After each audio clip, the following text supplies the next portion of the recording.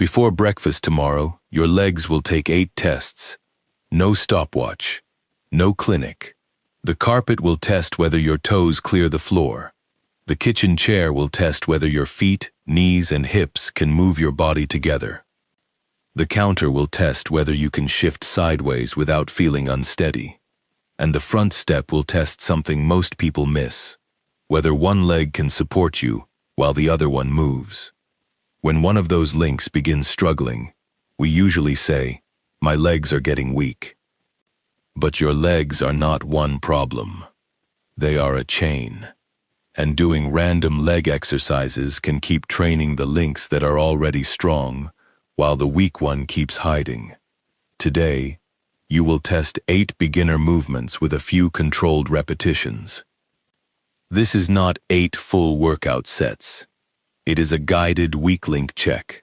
At the end, you will choose the 4 exercises that best match what your body reveals. And stay for exercise 8, because the leg that looks as if it is doing the work may not be the leg working hardest. Use a firm chair that cannot roll, a stable counter, supportive footwear, and your normal walking aid when needed. Watch each demonstration before joining. Skip any movement that feels unsafe or causes sharp pain, chest pain, dizziness, faintness, or unusual breathing difficulty. Do not try the standing movements alone after a recent fall, with new weakness or dizziness, or when you are unsure they are appropriate. Write the numbers 1 through 8. Mark each one green for controlled, yellow for needing a modification, or red for unsafe or concerning. Yellow is often the correct starting point. Now sit tall and place both feet flat on the floor. Keep the heels down. Lift the toes and the front of both feet toward the ceiling. Pause, then lower without letting the feet slap. This is the seated toe raise. Try 6 to 10 slow repetitions. Lift, pause, lower. Keep the heels in contact with the floor. Do not lean backward to make the feet rise. And notice whether one side moves less or tires sooner. This trains the muscles at the front of the lower leg that lift the foot as your toes clear rugs, thresholds, and uneven ground. If both feet together are difficult, alternate sides. If it is easy, slow the return before adding weight. Lift in 1 count, pause for 1, lower in 2 or 3. Control is the progression. Now mark exercise 1. Green if both feet lifted and returned smoothly. Yellow if the movement was small, uneven, or easier one side at a time. Red if you had a sudden new inability to lift one foot, new numbness, or another concerning symptom. Your first clue is not dramatic. Can the foot clear the ground? Now stand facing a stable counter with both hands available. Rise onto the balls of both feet. Pause, then lower the heels slowly. This is the supported heel raise. Exercise 1, train the lift at the front of the ankle. This trains the push from the calf. That push contributes when you move forward, climb a curb, or control the ankle as weight travels over the foot. Try 8 controlled repetitions. Rise, stay tall, pause, lower. Do not bounce through the knees or pull upward with the arms. The counter is for stability. If standing is not safe, do it seated. Keep the front of the feet down, lift the heels, pause, and lower slowly. If standing feels easy, slow the lowering or hold the top longer before considering a single leg version. Removing the hands or closing the eyes adds balance difficulty, so change only one challenge at a time. Now mark exercise 2. Green if both heels rose and lowered smoothly with light support. Yellow if you needed the seated version, firm hand support, or a smaller range. Red if the movement felt unsafe or caused concerning symptoms. Here is your first mini payoff. Compare exercises 1 and 2. Some people can push strongly through the calves but struggle to lift the front of the feet. Others clear the floor easily, but have very little upward push. Both people may describe the same complaint, weak legs. But their first weak link is different. Now return to the chair. Before you move, make a prediction. Which thigh do you expect will fatigue first? Do not choose the side that usually hurts. Choose the side you believe is actually less controlled. Keep one foot on the floor. Slowly straighten the opposite knee until the lower leg rises comfortably. Pause. Then lower in 2 or 3 counts. Alternate sides. This is the seated knee extension. Try 6 to 8 repetitions per side. Do not kick. Do not swing. And do not force the knee into a hard locked position. Keep the thigh supported by the chair. Let the knee create the movement. Now compare your prediction with what happened. Did one side shake sooner? Did the trunk lean backward whenever one particular leg lifted? Did one foot drop quickly during the last few inches? Or were the sides more equal than you expected? This trains the quadriceps at the front of the thigh, which straighten the knee during standing and stairs. A side-to-side difference does not diagnose its cause. Pain, stiffness, previous injury, nerve problems, and other factors can influence the result. The exercise reveals a pattern. It does not name it. Use a smaller range when needed. Progress by making the movement smoother before adding resistance. An ankle weight can create more demand than its size suggests, so add it conservatively. Mark exercise 3 green if both sides moved smoothly, yellow if one tired early or needed trunk help, and red for sharp pain, locking, sudden new weakness, or another concerning symptom. Now we stop testing one joint at a time. Place the chair against a wall. Sit toward the front half of the seat. Position the feet about hip-width apart, with the ankles close to or slightly behind the knees. Keep your hands on the armrests, your thighs, or a stable support if needed. Bring the chest forward. Press through the feet. Stand. Pause until you feel steady. Then send the hips backward and lower slowly to the chair. This is the supported sit-to-stand. Try 4 to 6 repetitions. A higher firm chair is easier than a low soft sofa. That is not cheating. Chair height changes the task. Hands are not failure either. A formal chair stand test may remove hand assistance to measure lower body performance. Training begins at the level where you can move safely and with control. Now watch where the movement breaks down. If the hips barely leave the seat, the task may be close to your current force limit. If you rock several times, momentum may be replacing force or confidence. If you stand but need a moment to settle, balance may be the more obvious limitation. If you rise smoothly but drop into the chair, the lowering phase may need attention. And if one foot repeatedly slides behind the other, one side may be accepting more of the load. The chair rise is not one result.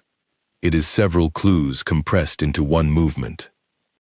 Use a higher secure seat, more hand support, or fewer repetitions when needed. Do not stack loose pillows. Progress by reducing hand pressure slightly, then adding repetitions. Consider a lower seat, or light resistance, only after the movement stays controlled.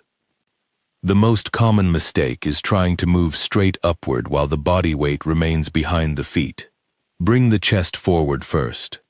The second mistake is treating the descent as a fall. The downward phase is not rest.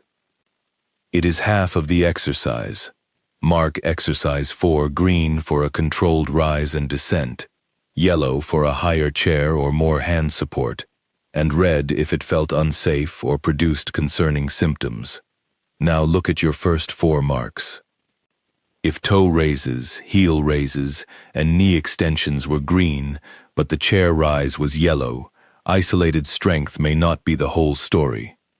The missing link may be coordination, leverage, hip contribution, balance, or control during the descent.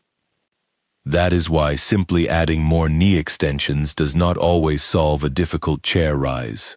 Stand facing the counter again. Soften the knees. Push the hips backward while the chest inclines forward. Keep the spine comfortably long. Then press through the feet and drive the hips forward to return to standing. This is the supported hip hinge.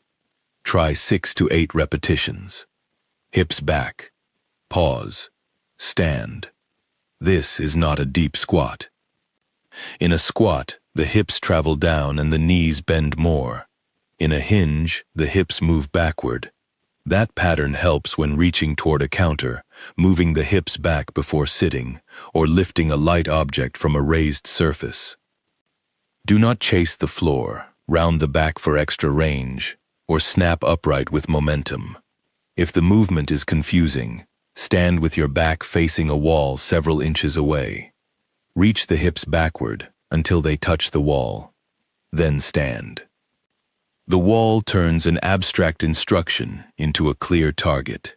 Mark exercise 5 green for controlled hip movement, yellow for the wall or a smaller range, and red if it felt unsafe or caused concerning symptoms. Now comes the direction ordinary forward walking rarely practices directly. Sideways.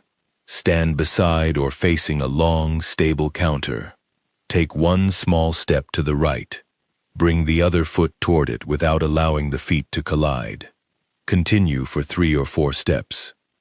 Then return left. This is the supported side step. Keep the toes generally forward. Do not cross the feet. And do not drag the trailing foot. Lift it. Place it quietly. Many daily problems happen outside a straight line, stepping around an open cabinet, moving along a counter, shifting before sitting, or recovering from an unexpected bump. The muscles along the outside of the hips help control the pelvis as body weight moves from one leg to the other. A person can look capable during a chair rise and still feel uncertain laterally. If stepping is not safe, begin with gentle side-to-side weight shifts. The next level is a small supported side leg raise of only a few inches. The goal is not a high kick. The common compensation is leaning the entire trunk sideways to make the leg travel farther. Smaller and controlled is better than larger and distorted. Mark exercise 6 green if both directions felt controlled, yellow for weight shifts or very small steps, and red if sideways movement felt unsafe. Here is another payoff. If exercises 3, 4, and 5 felt controlled but exercise 6 was yellow, your main limitation may not appear during basic forward strength tasks. It may appear when force must be controlled in another direction. That is why more chair rises alone may not solve every mobility problem. Now we add height. Use only the bottom stair or a low exercise step with a secure handrail.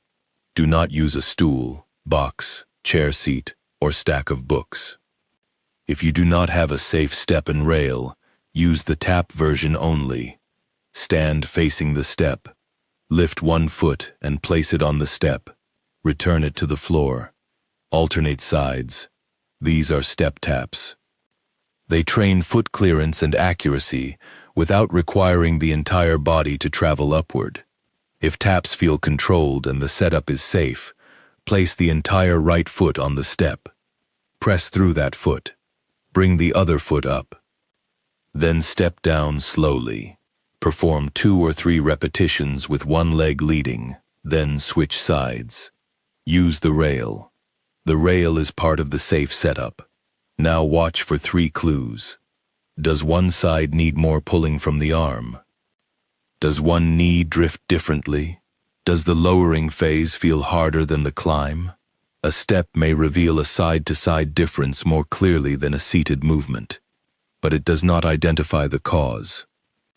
The step may be too high, the ankle may feel stiff, the knee or hip may hurt, or one leg may produce less force.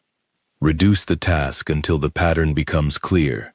Use taps, a lower step, more rail support, or a weight shift without lifting the body. The common mistake is pushing mainly from the foot on the floor and using momentum to jump upward. Try to let the leg on the step perform most of the climb. The second mistake is dropping quickly on the way down. Control often reveals more than height. Mark exercise 7 green for controlled taps or steps, yellow for more rail support or a lower level, and red if the setup felt unsafe. Now we reach exercise 8 and the clue promised at the beginning. Stand facing the counter. Shift your weight gently toward the left foot. Lift the right foot only a few inches. Pause. Lower it quietly. Then shift toward the right and lift the left foot. This is the supported march and hold. It looks as though the lifted leg is doing the important work. But the hidden challenge is often the leg that remains on the floor. Every step contains a brief single leg moment. One foot leaves the ground. The opposite leg accepts the body's weight. The pelvis stays controlled. Then the moving foot returns. Try 4 to 6 lifts per side.